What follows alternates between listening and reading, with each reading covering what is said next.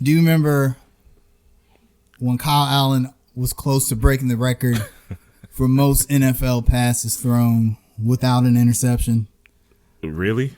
That was a thing? That was a thing. Wow. Isn't that insane to think that? How crazy things can turn in such a short amount of time. He was only like 7 passes away. Wow. Wow. Yeah. That's because today he almost, I swear he almost broke the Panthers record for most in the game. Yeah. One got overturned, and you know what? I wouldn't have cared if it stood. I don't even know anymore, man. Hello, everyone. Welcome back to Under Construction. It's just me and Jamal, the Angry Black Fan. I'm Kaiser Sose, and this is gonna be. Let me confess something to our fans. This is gonna be a tough show for multiple reasons. Number one, we don't have our guys here, obviously. It's just us two. Yeah. We're not used to it just being two guys. But another reason why it's going to be so tough is because what the hell do you say after a game like that, man? After a game. Now, don't let the score fool you. Please don't. Because the game was terrible. I know the Panthers only lost by a single score, and we called it. We're watching the game. Right. We're like, watch when garbage time comes. Kyle Allen's going to turn into Tom Brady all of a sudden. And the Panthers are going to make a game of it. And lo and behold, that's what happened. And our defense was so tired that they couldn't stop the Seahawks, when they needed to from getting the first down so at the end of the game. So what's really interesting is, let's look at the first quarter, okay? And the first quarter was marred by defensive mistakes, if you want to call it that. Mainly, a lot of them came from one guy who we're not going to mention by name. Maybe later. Right now. Let's just say there were a couple of lapses in the secondary. Is that fair to say in the first quarter?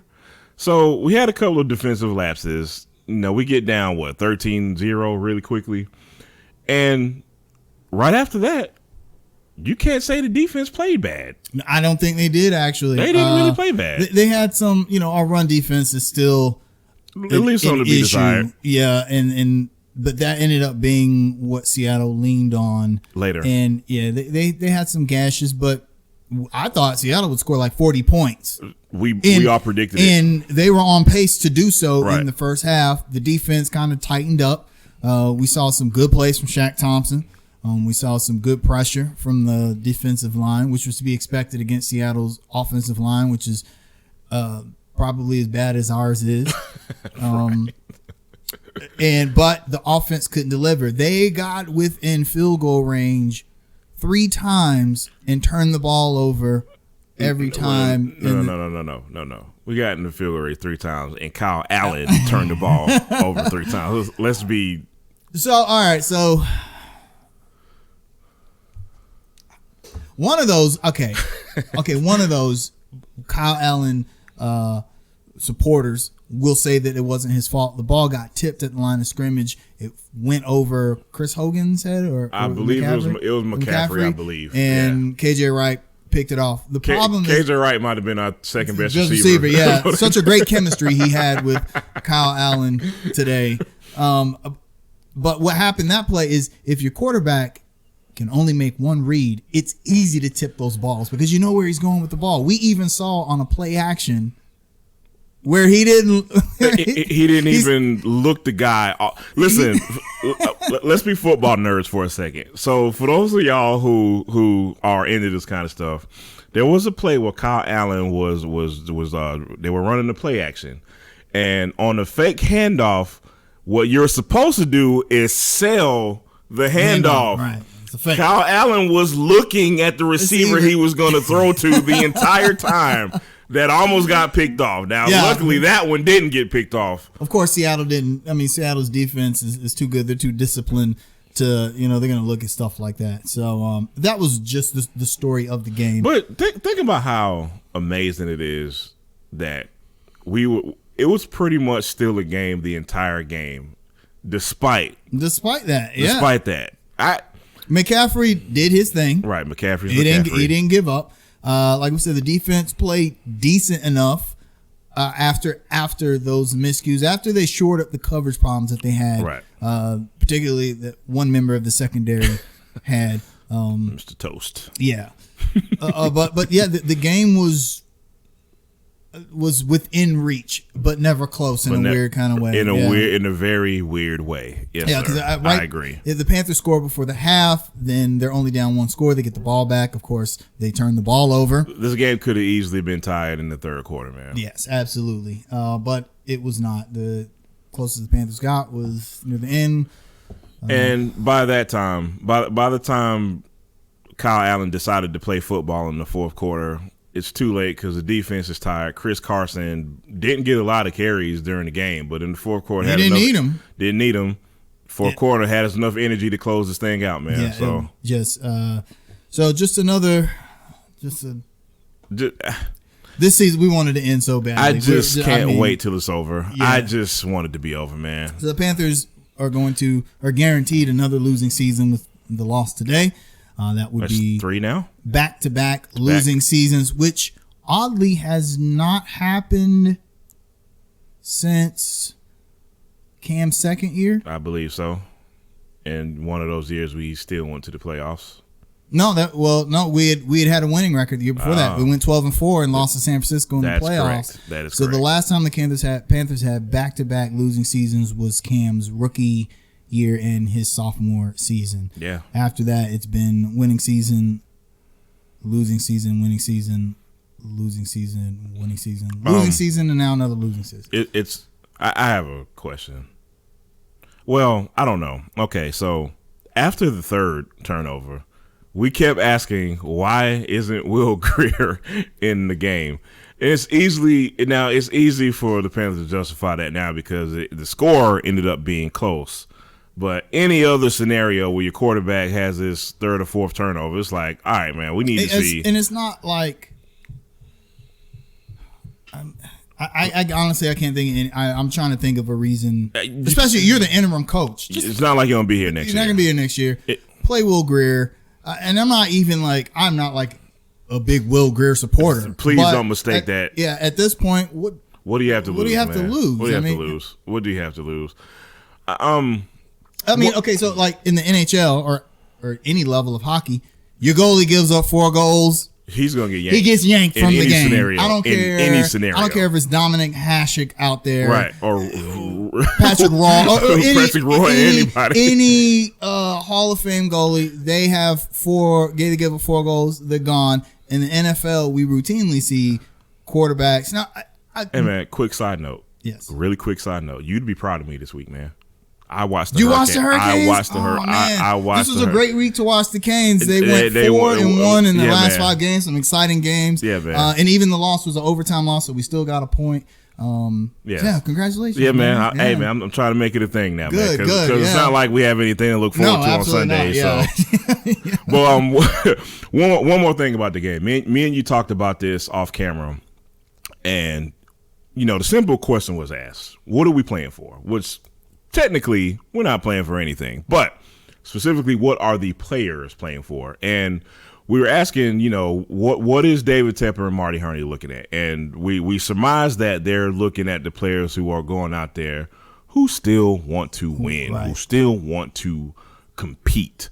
And if you look at that as a whole, if we're being fair, look, me and Kaiser, we have a lot of negative feelings for the Panthers right now, if you can't tell. But if we're being objective and we put that to the side, man, we can honestly say that they competed today, man. That most of our guys really did compete today. I think there was one point where I think we felt like they might have given up, but the turning point was actually that sack fumble that was overturned. Right. Which was a terrible call, right, for the neutral zone infraction on Gerald McCoy. But it was overturned, and I think that fired the Panthers up. They got mad, and they were like, hey, we can come out, we can hit these guys in the mouth. To be fair, Seattle is a much better team than Carolina is, right, particularly at the quarterback position. But it just goes to show how much the quarterback position counts in every level of football, but especially the NFL. And I think you'd agree with this. I think a part of our frustration today is you look at how we played in spots and you're just like, where has this been the last month? Why couldn't you guys put this together the last 5 weeks? It makes it hard to get Trey Boston intercepted a pass from the wide receiver, but we weren't even excited about it. It was kind of like, yeah. And then Kyle Allen throws an interception the very next play. So because we knew it was going to happen, we didn't even get excited over the interception. We was like, guys, this is a very weird game to try to analyze. So bear with us, please. So you know what? Let's push that game out of the way. I want to talk about one particular facet of the game, and that'll lead us to our next discussion topic, Donte Jackson. Yeah. So last week, Donte Jackson made some comments about play calling of the coaching staff. His exact words were that they were two horrible calls. He was specifically talking about the all-out blitz that the Panthers called when the Falcons were backed up on their 1 yard line late in the first half, and Matt Ryan throws a 93-yard touchdown.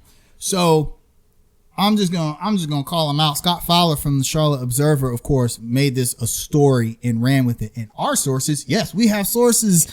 We have locker room sources and under construction told us that Scott Fowler is to quote a comedian, a habitual line stepper in the locker room. He goes into the locker room and he tries to instigate storylines by injecting negativity into the locker room. And this whole thing with Donte Jackson's comments got blown out of proportion. Right. And he even, but Donte Jackson did come out and say, hey, maybe I was a little out of line with those comments. And I feel like the truth was somewhere in the middle. However, if you make, regardless of the context of the comment, you cannot say, well, he called some bad plays and then play the way you played today. Here's a little caveat to that. So speaking of that particular scenario, number one, where's the lie? As far as the play call, as far as the play call, if we're just talking about the play call, where's the lie? We even said it during the game. Why would you blitz everybody? But number two, here's what was not reported in that particular scenario.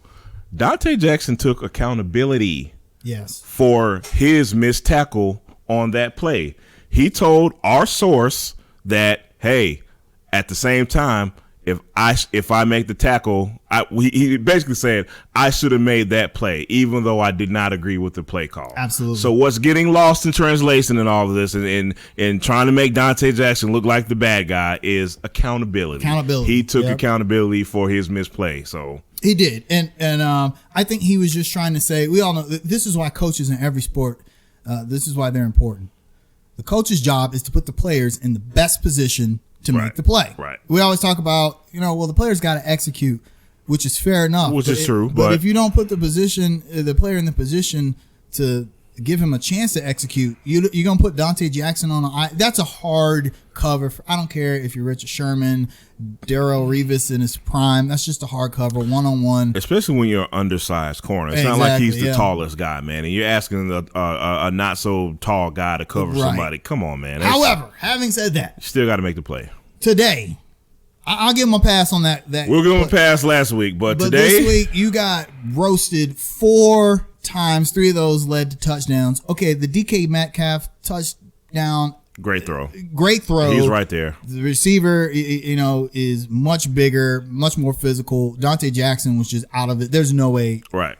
Can't fault him too much. And I'll fault the coaching staff on that. You can't put Donte Jackson in single coverage against that guy. With no safety help. Yeah. So, however, every other play, there was one play, Tyler Lockett wide open because Donte Jackson decided to go help on the seam where Eric Reed already was. I don't understand. Man. To me, what do we call Donte Jackson every week? Boom or bust bust. And that may have been a situation where you know how We'll take a Hornets player who likes to overhelp on a screen and roll. Yes. That was Donte Jackson trying to overhelp on pass coverage. Just stay where you are assigned at, buddy. You don't have to do everything, man. No, he's one of those guys. Sometimes ball hawks in the NFL are like that. You can't go for the ball every time. You have to play. And he's the discipline. poster child, man. He is. I mean, and when he makes a play, it's great. It's awesome. We love him when he's right. Most of the time, and that's one of the we talked about this during the game. Maybe he's better in the slot. Right. I said I wasn't going to say this on the podcast because I felt like but I'm going to say it. If Josh Norman is available at the end of the season, bring him back. Just see what he got. You're going to get roasted for I that. know I am, but I mean, Jackson can't play the outside. Let's add some context to that before people get mad at us. Mm-hmm. So for those, Panthers play a ton of cover 3 and a ton of cover 2. Yep. Josh Norman is the perfect fit within that system if we're still going to do that. So if you have a guy as fast as Donte Jackson playing the slot, that works out better for both parties. Absolutely. Because although Russ Cockrell has had some ups and downs this season, but he's had a solid season. Imagine Bradbury on the outside, right. Josh Norman on the other side, and then you got Jackson in the slot. I think that's better than what we got now. I agree, man. So why not try? I mean, especially if the Redskins end up cutting Josh Norman, which looks like they might, then we're off the hook for the rest of his contract. We can bring him back on the cheap. He wants to play somewhere. We know Josh Norman didn't want to leave. Us. Yeah, I mean, we're 3 seasons removed from his Pro Bowl season. Give him a chance, or you got to do something at the cornerback situation. You cannot allow Donte Jackson to continuously get burned every week. Right. So, speaking of coaching, yeah, would a better coach have made a difference today? Come on, man. Absolutely not. With this talent on the roster? Absolutely not. Really, you don't think Scott Turner said to Kyle Allen, "Hey, dude, all right, I need you to throw right in double coverage." Just throw it there, man. Just make the throw. Believe in yourself. You just threw me an alley-oop. I'm going to tell you why. Because look at the game Scott Turner called today. Because ideally, it was a great. I thought it was good. I thought it was a great play calling day from Scott Turner. He was very imaginative. It was creative. Look how many jet sweeps we saw, and look how successful they were. Look how successful they were. You can't do it every play, though. Yeah. But you can't blame him either because what else is he gonna do? What else is he gonna do? Kyle Allen threw 4 passes in the first quarter, and we see why now. You get what I'm saying? So to answer your question, the proof is in the pudding. No, it was not gonna help.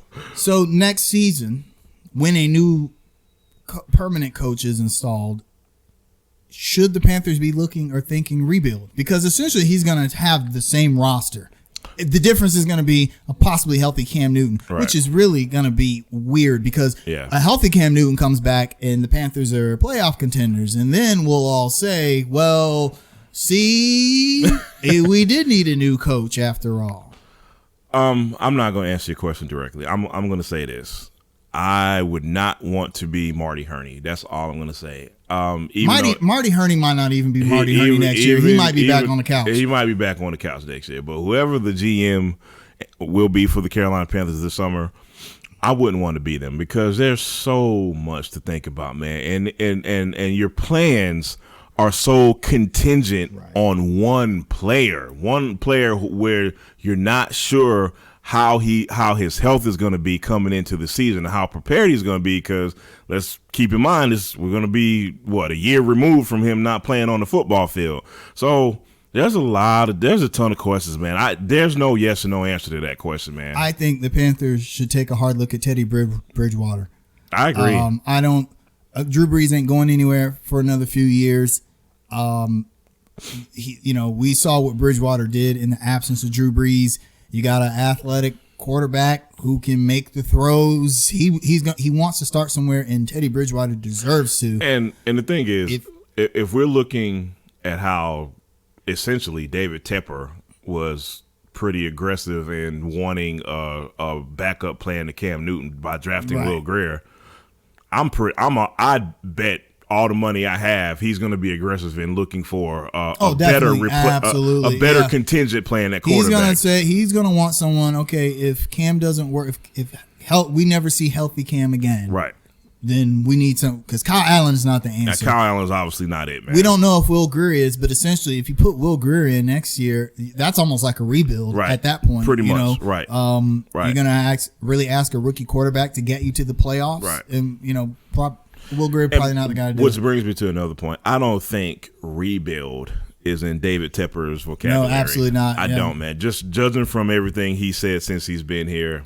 I think he wants to keep Cam. He made comments earlier, that he would like to keep Cam, but I think that's totally dependent on Cam's health. Yeah. Of course it is. Right. So, I got 2 more words for this topic. Jim Harbaugh.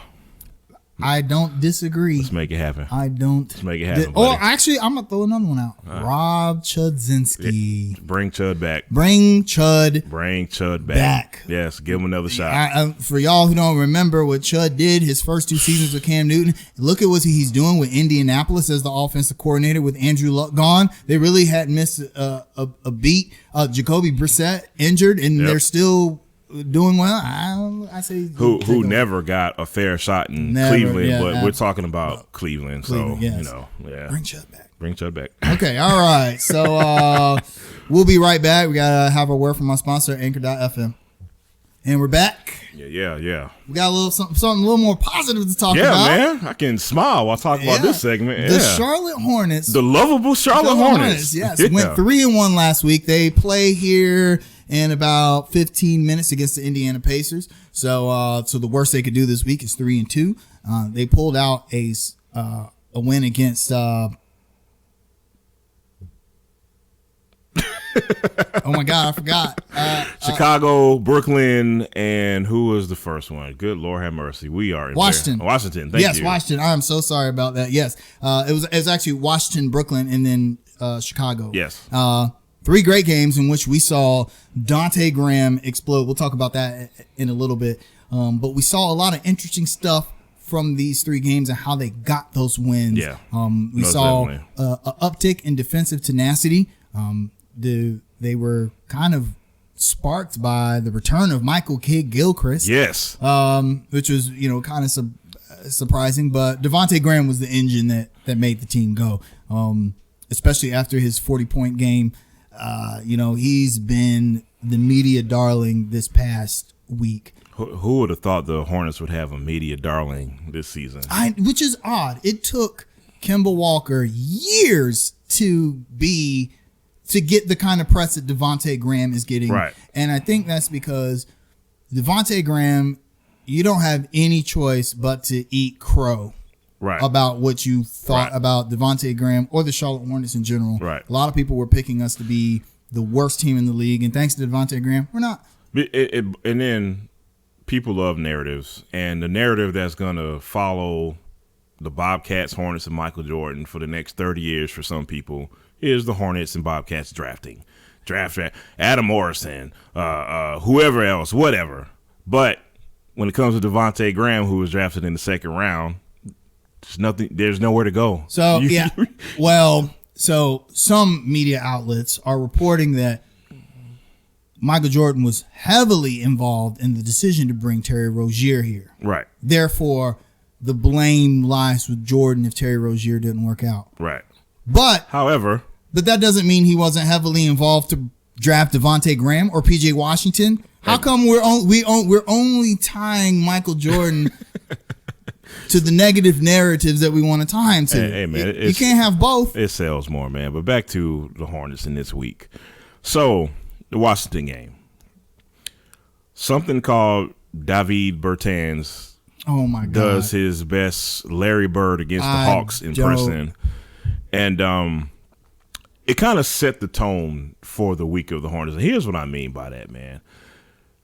It was another game where we had another lead, and another lead got dissipated because this guy's just going ape crap against us, right? Right. But it's another game where we showed some guts, and we limited our turnovers, specifically in the 4th quarter. Here's another caveat to this, something very interesting when it comes to that game.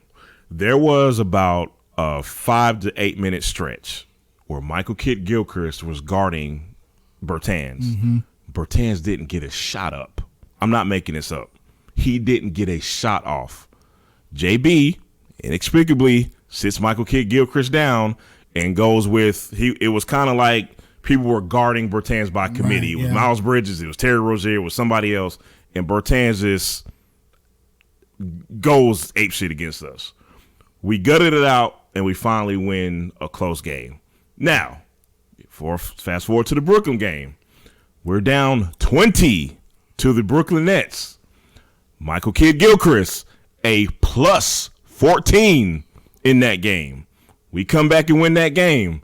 Yes, I'm on a pro Michael Kidd-Gilchrist agenda this week, man. I mean, I know you've always been a fan of MKG, and I felt like he's gotten a raw deal with the Hornets only because with fans, only because of his draft position. Right. We were bitter that we missed out on the Anthony Davis sweepstakes, and right. Michael Kidd-Gilchrist was our consolation prize, and there were some other better players in the draft. Bradley Beal should have been. Beal, yeah. But having said that, Michael Kidd-Gilchrist has always had value to the Hornets defensively. Right. He's been our best defender the entire time. He's been here. He's been here. Yeah. And I think JB and his coaching staff, they're looking at the film and they're saying, okay, what are we missing here? Why are we not winning? And they're realizing that JB is. He wants the Hornets to be more offensive minded because they've always been a defensive minded team under Clifford. So pick the pace up some, run high tempo, shoot a lot of threes.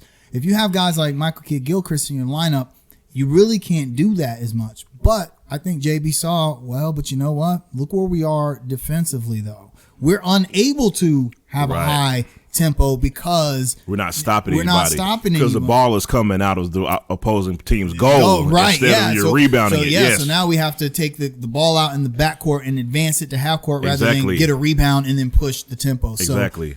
So the funny thing is that JB gets a lot of criticism for shuffling rotations, but the thing is he's still trying to figure out what works here. Right. And if anyone out there says, besides Jamal, because I didn't hear anybody else saying, you know what, he needs to bring MKG in.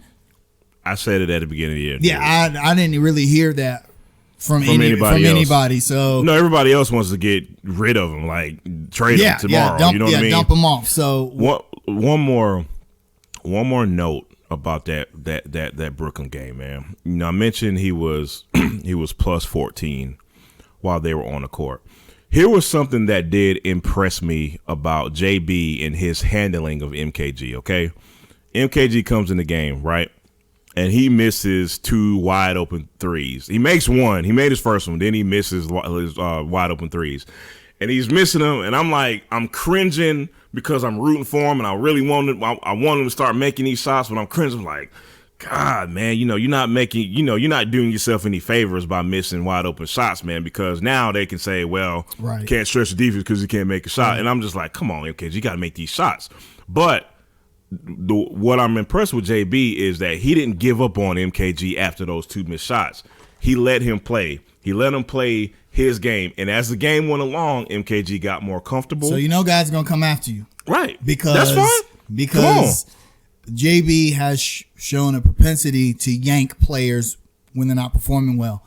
I know where you're going with this. Particularly, guys like Malik Monk. I'll tell you the difference in a minute. Martin. I was going to say, to me, the difference is that MKG brings a lot more than what he lacks offensively. Thank you. He's not doing more to hurt you. Exactly.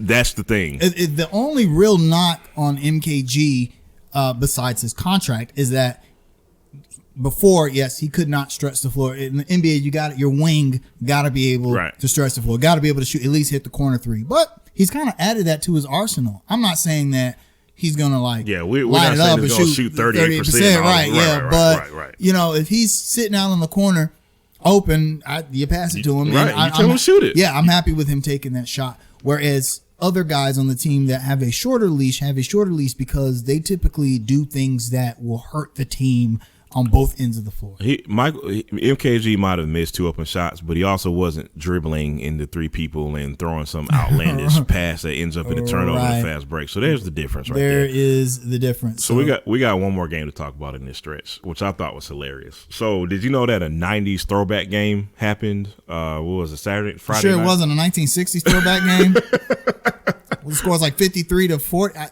I thought I was looking at a high school game. Boy, that was ugly. Well, because I came into the game late, and I just saw the box score on my phone before I got home, and I thought, this can't be right. It was ugly. This can't be correct. It was ugly, man. But those are the kind of games the Hornets got to win. Yeah. You got to win the ugly ones too. Especially against bad teams. Yep. I think both teams shot 30s. Yeah, the Hornets shot 21% from 3-point range. That's just, here's the thing. That's not going to happen every night. Right. It's not. That's just.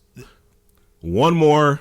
I got to give JB props for another coaching move he made. I was going to say. In that Bulls game. So, our belovable white goofy looking center that our fans love to trash every time they get, Mr. Cody Zeller. Okay. Screengod. So, Bismack Biyombo's in the game, right? Who probably was our best player in that first half. Right. Believe that or not.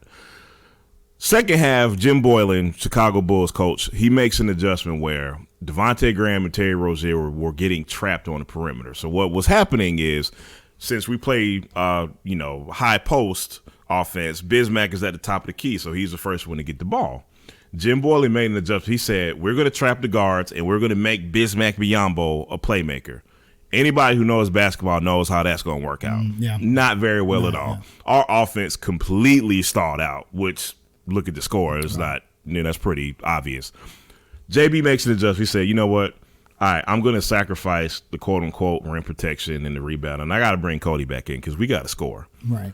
Cody comes in the game, and immediately, it is an immediate change to the offense. We start hitting threes. Cody gets the ball at the top of the key. He even threw an alley-oop to Miles Bridges. I was like, what in the world is this, man? Like, the offense just opens up, and we essentially close the game on like an 11-2 run or something like that. I believe Cody had a double-double that game. And what's on top of all that, he actually rebounded and defended very well in that stretch too, which I don't think anybody was expecting that, but we got it from him. So. 11-10, 1 for 3 from 3. I mean, here's the thing about people feel like the Hornets need a big man to take that next step, which they do, but I don't want people to think that we need a big man as a centerpiece. Right. We need a big man the way the Golden State Warriors needed a big man. You just need a guy to clog up the paint who can run the floor, grab rebounds, and alter shots. We don't need – the Hornets said they weren't interested in Andre Drummond. Thank God. Thank God. But a lot of people felt like we needed somebody like him. No, we don't want – we tried the Dwight Howard experiment. It didn't work. You see how that worked out. And if you look at contending NBA teams, they almost never have a center – as the centerpiece of their offense. Yeah, you've got some guys like Anthony Davis or Giannis Antetokounmpo. Did I say that? I don't. Somebody help me out here. But those guys aren't real. Like Anthony Davis isn't really a 5. Right. He's really like a Tim Duncan kind of guy. Right. So the Hornets don't need. Look, if you get a Giannis and Anthony Davis talent available to you, of course you take it all day. Of course you take it all day. Please don't get it twisted. But what you're saying is that unless we get that kind of talent available to us, you get a guy who's a good glue guy to what you already have. Right. Sometimes you damn sure don't mortgage the future. Right. Sometimes you can disrupt. I mean, look at our ability to score. Right. This is probably besides Friday, but otherwise, we got 2 guys averaging 18 points a game. One guy's averaging 20 points a game, which we said the Hornets have not had 2 people average over 18 points a game since Al Jefferson was a starter. Yeah. So we've got that. PJ Washington can score. He can score. In fact, I wish he'd shoot the ball a little more, but he's trying to settle and stay out of foul trouble. Right. I think Miles Bridges can score. Just needs to be more consistent. So I think if we're like, well, we need a big man that can score, don't disrupt our best playmakers and scorers by having a big man clog up the offense. We just need a guy again. Look, a guy like Cody, honestly. But look again. You got Anthony Davis talent. You go right ahead. But just don't go out and break the bank or mortgage the future for it, man. Absolutely. So it's going to be real interesting to see what the Hornets do with Cody Zeller at the end of his contract. I think we've said this before. I think another team will probably overpay for him. I don't see the Hornets making him a big offer. I don't think they necessarily should. But they got to find a younger, fresher version of him that's more consistent. Most definitely. I totally agree. Also, speaking of PJ Washington, injured injury, fractured finger. He's gonna miss at least. They say at least 5 games. Bummer. Yeah. That sucks, man. That really stings. And that's, I think it's gonna hurt us too. I do. I agree. I do. I really do. So all you Nick Batum fans. Oh God. Gonna see you, man. All right. So we said this when we were off camera. If you look at the stats, and Vince last week was trying to figure out why this is. If you look at the stats, you can use surface stats, you can use advanced stats, you can use whatever stats. Nick Batum is the best option, which is sad on the floor. But it's he true. is, yeah. His opponent field goal percentage is one of the best on the team. We know what he can do. He's kind of like the Swiss Army knife kind of guy. Right. But who would you rather have on the floor, him or Cody Martin? Cody Martin. Cody Martin every day, all day. What is one of my favorite sayings, Kaiser? Stats tell the truth, but they don't always tell the entire story. They do not. And Nick Batum is the poster child. And especially in the NBA where box stats, even the guys who come up with advanced metrics will say that there's a lot of things in basketball that you just simply cannot put on a stat sheet. Right. You absolutely cannot, especially on the defensive end. So knowing that, I think JB is starting to see, like, man, there's something different about the team when MKG and Cody Martin are out there, because those guys are going to give their all every play. Hey, man, 100% hustle. Cody Martin hit a 3 Friday night. Oh, yeah. Encouraging. Yes. About time. We'll see. Welcome to the NBA. All right, so knowing that PJ Washington is gone for the next 5 games, that includes the game they're about to play now against Indiana. What are your predictions for the Hornets next week? They have today at Indiana, Tuesday, Sacramento at home, Wednesday, road back-to-back against Cleveland, and then they have a few days off. Then they play Saturday versus Utah in Charlotte, and then next Sunday at 6 p.m., they travel all the way to Boston to take on Kemba Walker and the Celtics. How do you think that's going to go? That's 5 games. That's 5, including today against Indiana. I'm going 2 and 3.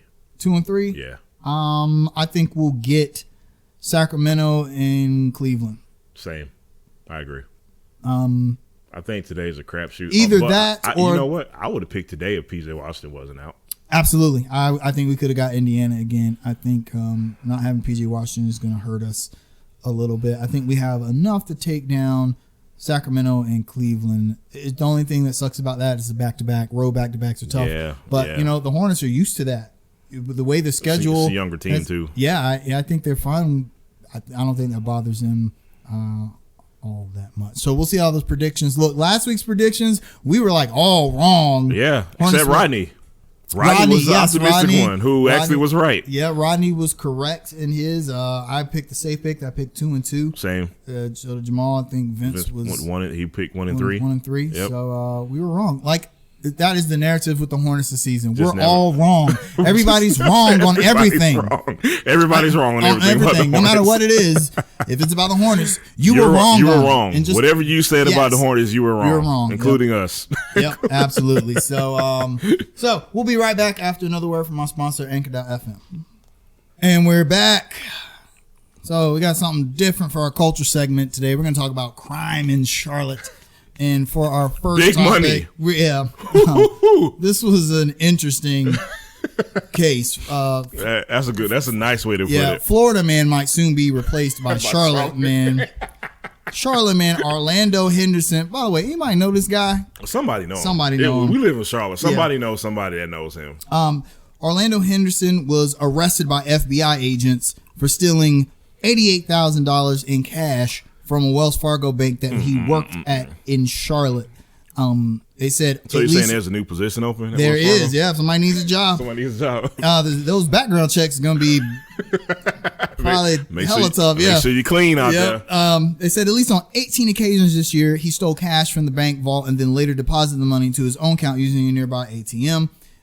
He destroyed documents and made falsified documents in the bank books to cover up the theft. What he was doing specifically is, businesses make cash deposits to the bank. Right.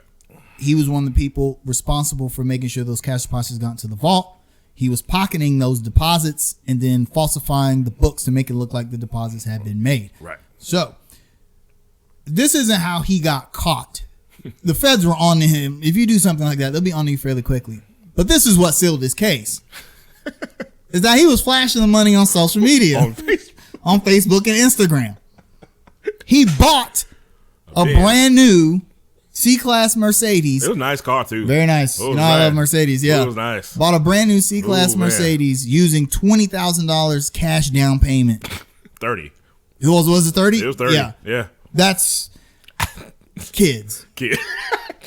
If you're going to commit crimes, I'm not saying you should. But we here under construction do not we don't condone illegal activity. Yes, absolutely not. Even though money stolen from the bank is insured by the FDIC, and it's a victimless crime. However, if you're going to do that, don't post it. And of course, I hate to say this on our podcast, but it was a black dude. You stole the word. Look, man. I had some reservations about doing this today for one reason. As absolutely stupid as this was. As dumb as this was, okay? I did not want to show yet another black male in this light. Absolutely, yeah. I didn't, because Lord have mercy, that young man's Facebook page is getting lit up as we speak. Oh yeah. Oh, it's if you need a good laugh. If you need a good laugh, man. And the thing is, I there was a part of me that felt bad about saying that, but when I went to the Facebook page, it's like, well, the cat's out the bag. We're not really. Oh no. Yeah. We're not exposing anything that people don't know about yet, man. Right. You know what I mean? So here's a couple of things, man. I don't know that we obviously don't know this young man from a can of paint. I surmise, I imagine that he didn't come from much. Okay, right. I'm gonna just a guess. And the danger with that is when you mix young men who don't come from much, who probably have seen money in other places, who crave attention. Specifically social media attention, because we know how addictive social media attention is, especially for young people. Okay, when you mix all that together, you get this. Yes. Now, this is an extreme example. Don't get me wrong. I'm definitely not saying we see stuff like this every day. I just want to point to a bigger issue. The lust for currency will have you sleeping with the devil. One of my favorite MCs said that one time. Here we are. It's disappointing.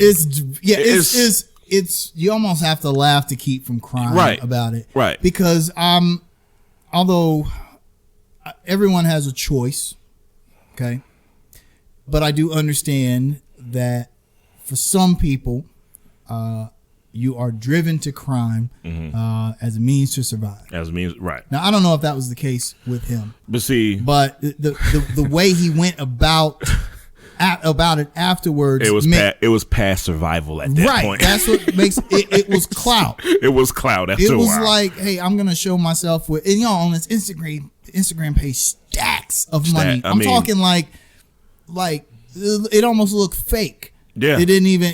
He had the audacity in one of his IG posts to put, "I make this look easy, but trust me, it's a process." Yeah, it's a process. It's a process. All right, you got to fake. You got to falsify books. You got to change deposit slips. Oh, it's the process, buddy. Yeah. Don't look. Yeah, it wasn't that easy. And like I said, don't get it twisted. He didn't get caught because of this. The feds were already on to him. Right. You got to realize that. Yeah, money that's insured by the federal government, they're going to keep tabs on all of that. And you best believe they're going to get that back, buddy. Oh, yeah. They're getting that back. The Mercedes is back at Felix Abada's Mercedes. Felix Abada's is like, God, do I have to give it back? Yeah. So ultra disappointing there. And, I just want to reiterate, man. We look, man. Social media is callous. It loves calling people out, but when you do stuff like this, you got to know what you're going to get. Yeah, absolutely. You get what I'm saying. I don't know if you guys remember. Especially when you're so, for lack of a better term, kind of arrogant about it. Right. There's a picture of this young man. I'm not making this up, dude. I'm not making this up. There's a picture of this young man in front of his car with another stack of money with a gun right next to the car with a state trooper parked in the doggone background of the picture. I'm not gonna preach. I'm not one of these people that preaches do better. I'm just saying do better. Just be like, Okay. One serious point I want to talk about. So at some point this guy's gonna get arraigned and probably sentenced. And to be serious for a second here, okay? Mm-hmm. I just don't. It's disappointing that this young man doesn't know he's about to be a black man in the federal system. Yeah. This ain't county jail. This ain't state prison. This is the federales, buddy. They're going to try to make an example out of this young man. You get what I'm saying? Yeah. And that's the disappointing part, especially when he was so, what's the word I'm looking for? Flamboyant. Yes. About it. That is going to probably end up doing him in. Because they're going to look and say, you weren't remorseful about these crimes. Right. You weren't doing these crimes to provide for your family or survive. You went and bought a brand new Mercedes Benz and you posted yourself with pictures on Instagram with the money. And it's sad because this young man is, he's 29. He's not a young man, but I mean, he's young enough, you know. He's old enough to know better. He's being charged with 2 counts of financial institution. A financial institution, 19 counts of theft, embezzlement, misapplication, and 12 counts of making false entries and transactional money laundering. He's facing 40 years in prison and $1 million in fines. Lord have mercy. And guess what? On top of all that, if Ralph Lauren wanted to bust him for a copyright charge, he totally could. Yes, he could. And in more somber Charlotte crime news, this past week there was a tragic murder that happened in the community. Man. Scott Brooks, the owner of the Brooks Sandwich Shop, was murdered, shot and murdered outside of his shop. Was that Wednesday morning, I believe. Police currently have no leads or no motives. So we can add another shooting to the murder total in Charlotte, and there was almost another one actually at the Smokey Joe's Cafe. 39-year-old Timothy LeVar Williams was charged with attempted first-degree murder after shooting at 2 a.m. on Wednesday at Smokey Joe's Cafe. What is going on in Charlotte, man? I hate that we have to keep talking about this topic. We have to keep talking about this topic, but unfortunately, it's tied to Charlotte culture right now, and that's very unfortunate to say, man. I'm going to keep banging this drum, and I'm going to keep saying it until one day hopefully gets to the right person and they'll finally understand it, man. When you have people who feel hopeless, when you have people who are struggling financially, when you have people who cannot find work, when you have people who are seeing other people with financial resources and outlets and jobs and being successful, it is a stressor. It is a stressor. It is something that will send people into depression. It is something that obviously affect people's mental health. That never gets talked about when we talk about homicides and murders and crime and all that stuff. I mention this because I thoroughly believe it all matters. Nobody just wakes up one day and says, I want to be a murderer. Right. You know what I'm saying? Mm-hmm. There's obviously some heat on people's back. There are some things that are stressing people out. And I don't get why our leaders that be don't understand that. This city has an obvious problem with upward mobility when it comes to brown people. There are, and it's not, I don't think it's a coincidence that these crimes are involving younger minorities. You get what I'm saying? People who are not working, who don't have anything to do, who can't afford the rent. You get this. And, right. And I don't understand why we don't understand that yet. I think people do understand it. We understand it. Right. And I think some of the people in positions to change something understand it.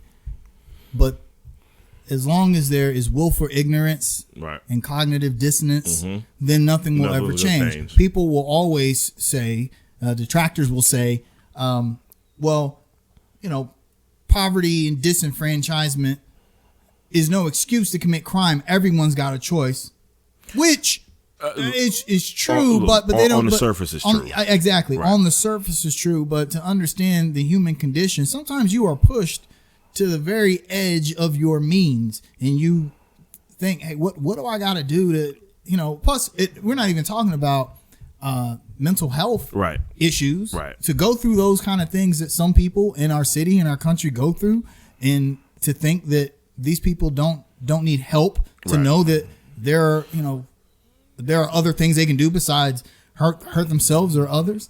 That's something that gets overlooked a lot. You'd be amazed at how many people don't realize that. You get what I'm saying? Oh, yeah. Like, so. Because it's to be fair, sometimes it's hard to know what other people are going through. If everything's going fine for you, everything's going fine for me. I don't understand what these people, what their problems are. So I want to talk more about the Scott Brooks and Brooks's sandwiches as a business.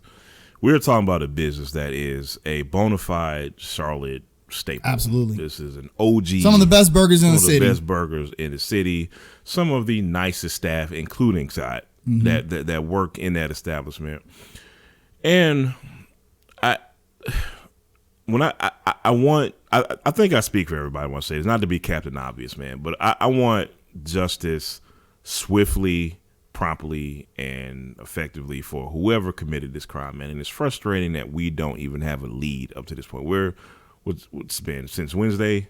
The 9th. The 9th. So, okay. So it's frustrating, man. I really.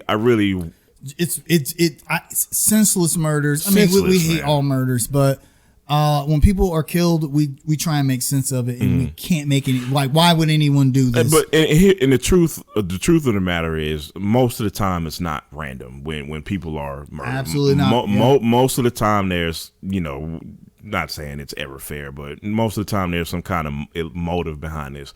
What could possibly be the motive behind taking Scott from us, other than a robbery? Really, how much money is somebody carrying at 5 a.m. in the morning, man? Right. Of course, I hope everyone that commits these kind of crimes can be brought to justice, but I think the city of Charlotte really needs this one to do some healing. They still haven't solved the murder of the girl that was killed in Plaza Midwood 2 years ago now. Yeah. No leads on that. Right. It's, the city is hurting because of these situations. Right. And, it would do a lot to help bring those people to justice. And that's going to be a good segue into the shout-outs. Yeah. So I want to give a shout-out and a shout-at. My shout-out is to Braxton Winston. Yeah, no doubt. And my shout-at is at Ed Driggs. So both of these guys are city councilmen. Let me disclaimer. I hate politicians. No. Hate is too nice a word. I despise politicians. I don't care what side of the aisle you're on. I don't care about any of that. I don't trust anyone who is a politician. Okay? Let me just put that out there. But Braxton Winston, if I'm going to put my trust into someone, he's probably going to be him. Right. Because he was one of us. So during the uprising, he was out there with us, getting, shot at with pepper spray, bullets, and mace and all that. He went through all that because he loved the city that he was in. He wanted to make a difference, and he said, "Okay, I can make a change from the inside." He didn't talk. He did. Right. Yeah, absolutely. He did. Yeah. So he actually knew Scott Brooks personally, and was a regular patron of the Brooks Sandwich Shop. So at the most recent city council meeting, he wanted to give his thoughts on that situation and in the situation as a whole concerning the violent crime rate in Charlotte. So he spoke for about 5 minutes. He's speaking about his personal relationship with Scott Brooks and the impact that he had on the community and what he felt. And after about 5 minutes, Councilman this butthole Ed Driggs interrupted Braxton Winston and said, "Mr. Winston, this is abuse. This is not a mere topic speech you are making right now. If we all talk like this, we would be in here for over an hour. I ask you to respect the rest of us and limit your remarks. Thank you. You can make that speech in a lot of places." So if you watch, there's a video of this actually, and if you watch it, Braxton Winston, you could tell he didn't want to have a moment. We know what kind of moment, but he didn't want to have a moment.